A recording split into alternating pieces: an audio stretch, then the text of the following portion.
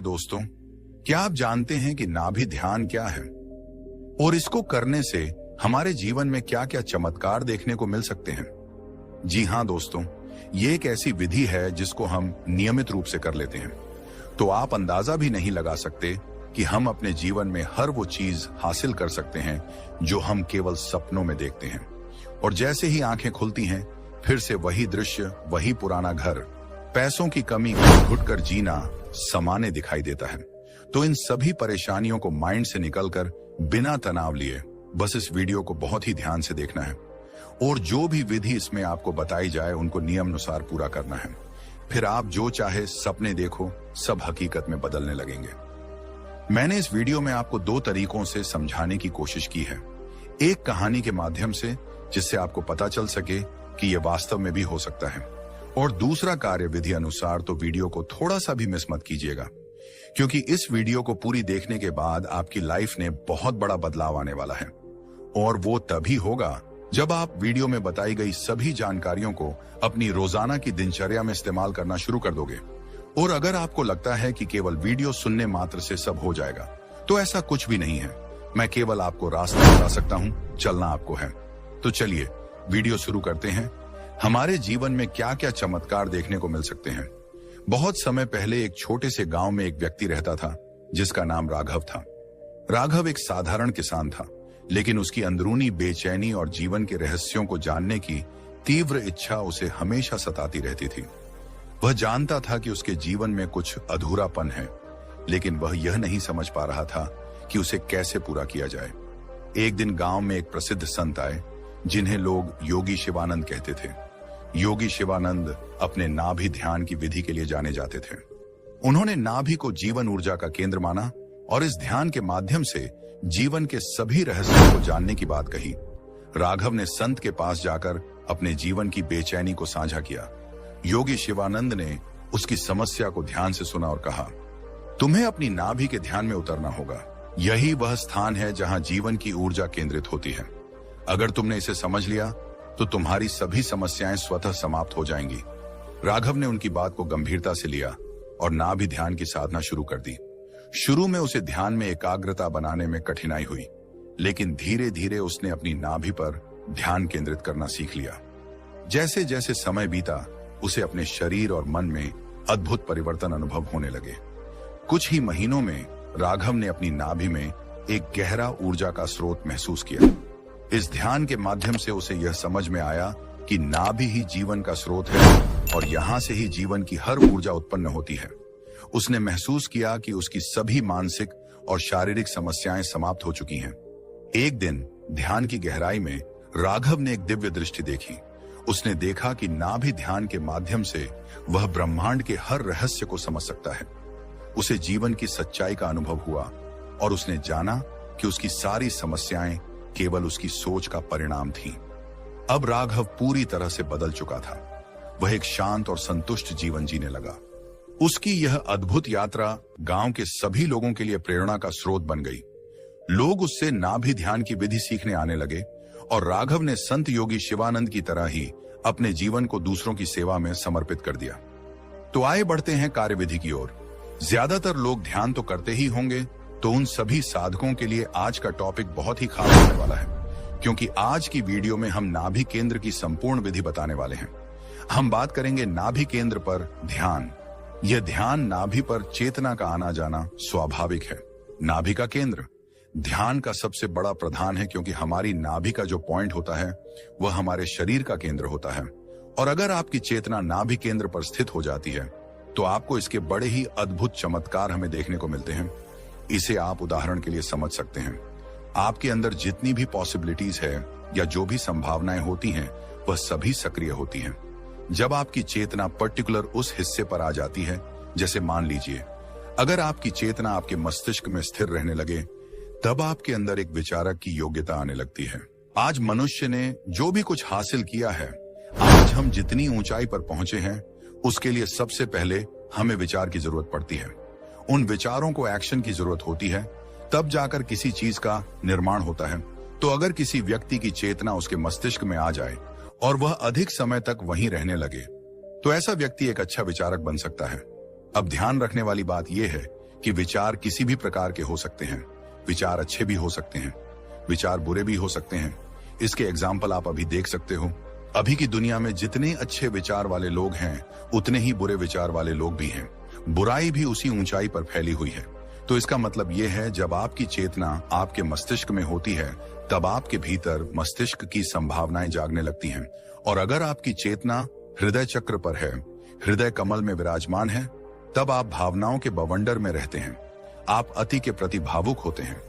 और भावना की इन गहराइयों में डूबने के बाद ही एक व्यक्ति उपाधियों को प्राप्त करता है। इसका मतलब साफ है कि इस पृथ्वी पर जितने भी लोग भक्ति में रुचि लेते हैं या जिन्होंने अधिक से अधिक भक्ति की है, उनकी चेतना उनके हृदय कमल में विराजमान होती है। और वही एक व्यक्ति जिसकी चेतना नाभि से नीचे यानी मूलाधार चक्र पर है, वह व्यक्ति मुक्त रहता है। उसके जीवन में केवल एक ही सुख होता है, और वह है काम वासना का सुख। अगर ऐसे व्यक्ति पैसा भी कमा रहे हैं, पद प्रतिष्ठा कमा रहे हैं, तो इन सब के पीछे उसका केवल एक ही उद्देश्य होता है। काम वासना ऐसे व्यक्ति के जीवन में परम सुख केवल यही है। वह इसी को आनंद समझता है। उससे कोई फर्क नहीं पड़ता कि दुनिया में किस प्रकार के लोग हैं और किन किन चीजों के पीछे पागल हैं। उन्हें लगता सब कुछ यही है, और वह अपने आप को सही साबित करने के लिए किसी हद तक भी चले जाते हैं। परंतु नाभि केंद्र ऐसा केंद्र बिंदु है जहां पर अगर आपकी चेतना स्थिर हो जाए तो आप समाधि को प्राप्त हो जाते हैं, यानी भावनाओं के पार चले जाते हैं, विचारों के पार चले जाते हैं। मतलब आपको अपने सभी चक्रों से बाहर निकलने के लिए अपनी नाभि केंद्र पर आना ही होगा। चेतना का वहां आना अत्यावश्यक है। उसके बाद ही आप अपने सहस्रार चक्र के पार निकल पाएंगे। हमारे योग में स्थूल शरीर के बाद और विशेषज्ञों की बात की गई है। मतलब अगर आपको परम मुक्ति चाहिए तो आपको अपने सभी शरीरों के पार निकलना होगा। आपका शरीर भौतिक जगत से बंधन में रखता है। तो जैसे ही आप अपने भौतिक शरीर के बाहर निकलते हैं, वैसे ही आप इस भौतिक जगत के पार निकल जाते हैं। और इस पौष्टिकता के पत्तों को तोड़ने के लिए आपके चेतना का नाभि केंद्र पर आना अत्यंत आवश्यक है। जैसे आप अपने शरीर के केंद्र में स्थित होते हैं, तो चलिए समझते हैं।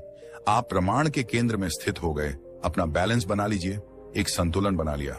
क्योंकि आपकी नाभि से एक प्रकार की मैग्नेटिक ऊर्जा जनरेट होती है जो आपकी सुषुम्ना नाड़ी को व्यवस्थित करती है। मतलब वहां से जनरेट हुई ऊर्जा आपके ऊपर के चक्र तक भी पहुंचती है। जैसे आपका हृदय चक्र, आपका आज्ञा चक्र और आपके सहस्रार चक्र को भी वह बैलेंस करता है। यह सब कुछ होते ही प्राकृतिक रूप से अपने आप व्यवस्थित होने लगता है। जैसे कि आपकी चेतना आपके नाभिक केंद्र पर स्थित होती है। अब जो लोग इड़ा पिंगला व सुषुम्ना नाड़ी पर ध्यान केंद्रित करते हैं, या बोलो किस ध्यान को सबसे शक्तिशाली ध्यान कहते हैं, लेकिन नाभि केंद्र पर चेतना का आ जाना, इस पर सोते सोते ध्यान चले जाना, मतलब डार्क होकर ऊपर की ओर गति करें और आपकी सभी कर्मियों को सक्रिय करती हुई आपके सहस्त्रार चक्र तक पहुंचे, जो कि आपका 7वां चक्र है। परंतु यह 7वें चक्र आपके शरीर में ही है। इनकी भी एक लिमिटेशन है। असल खेल तो 7वें चक्र के बाद शुरू होता है। मतलब अगर आपकी चेतना नाभि केंद्र पर स्थित हो जाए तो आपके शरीर की भविष्यवाणियां अपने आप ही व्यवस्थित हो जाती हैं। फिर आपको अपने भीतर की ऊर्जा उद्यमी बनाने के लिए कोई विशेष ध्यान करने की आवश्यकता नहीं होती है। बहुत से साधक अपनी काम ऊर्जा को उद्यमी बनाकर उसे खोज में बदलने की कोशिश करते हैं। आपको वह करने की भी आवश्यकता नहीं है। आपके शरीर का सेंटर, आपकी नाभि, यह सब कुछ अपने आप ही व्यवस्थित कर देती है। इस ब्रह्मांड की परम शक्ति भी आपकी परम चेतना व्यवस्थित करती है। बहुत से चित्र हैं। आप चेतना के स्तर पर थोड़ा आगे बढ़ सकते हैं या थोड़ा नीचे आ सकते हैं, परंतु परम चित्रा तो आपके सेंटर में स्थित है और वहीं पर आपके सभी शरीरों का आवरण है। मतलब आप अपने शरीर के बारे में जितनी भी पढ़ते हैं, इसी प्रकार से अन्य और शरीर, इन सब की परतों को खोजने की शक्ति आपके नाभि केंद्र से ही जनरेट होती है, जो आपके सभी शरीरों को भरती हुई, 7 चक्र को पार करती हुई, सहस्रार चक्र को पार करके परम शून्य तक ले जाती है। यदि नाभि केंद्र पर चेतना की शक्ति आ जाती है तो इसकी शक्ति का अंदाजा आप ऐसे भी लगा सकते हैं। इससे पृथ्वी पर किसी भी जीव का जन्म होता है या किसी अन्य लोक में, मतलब किसी और प्लेनेट पर जीवन है, जो कि अवश्य होगा। वहां भी अगर किसी का जन्म शीघ्र किसी भी योनि में होता है तो इस तरह की शुरुआत उसके शरीर के केंद्र बिंदु से ही होती है, और जहां भी उसके शरीर का केंद्र बिंदु होता है वहीं से उसका पालन भी होता है। जैसे कि आप छोटी सी बात तो जानते ही होंगे, हमारा मनुष्य शरीर है, इसका केंद्र बिंदु है। तो जब हम अपनी माँ के गर्भ में होते हैं तो हमारे इस नाभिक केंद्र से ही हमारी माँ हमारा भरण पोषण करती है। हमारे नाभिक केंद्र से हमें भोजन पहुंचता है और वहीं से हमारी शुरुआत होती है।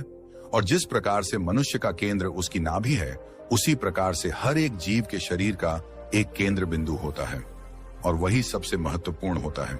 वही उसके जीवन का कारण है और वही उसके अंत का कारण है। इसी प्रकार से हमारी पृथ्वी का भी केंद्र बिंदु है, ऐसे ही इस ब्रह्मांड का भी केंद्र बिंदु है।